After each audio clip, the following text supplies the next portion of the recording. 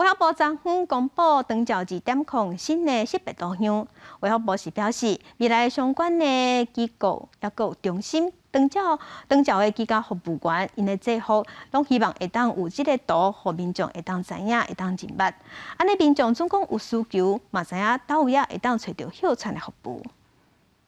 它的这个胸口的 polo 衫，就有我们的长照2.0新识别图像。长照人员穿的衫，因为长照2.0的新识别，都因为设计代表照顾者甲被照顾者抱条条，展现家庭政府多方照顾。卫福部长陈时中表示，估计今年大概有69万人需要服务，也有做无交全的部分，希望通继续宣传。去年5月到今年4月得到服务有大概是为4万多。 涵盖率如果各种算法比较保守，我们大概算到6%、7%。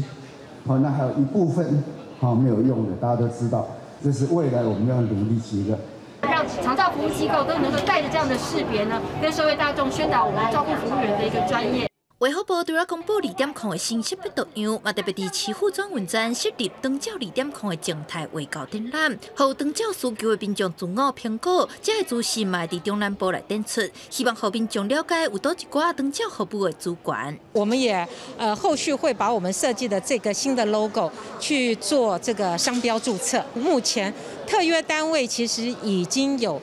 上万家，哈，那我们也希望说这样的一个特约单位都能够善用我们这个新的 logo 来协助帮忙把长照给推广出去。卫福部表示，过去的图案敢若伫长照服务车辆的顶悬看会到，未来相关机构照顾服务员顶制服，拢希望通有图案，予民众识别。若有需求，就通随知影倒位有hiệu喘的服务。记者陈亚林、何凯台北采访报道。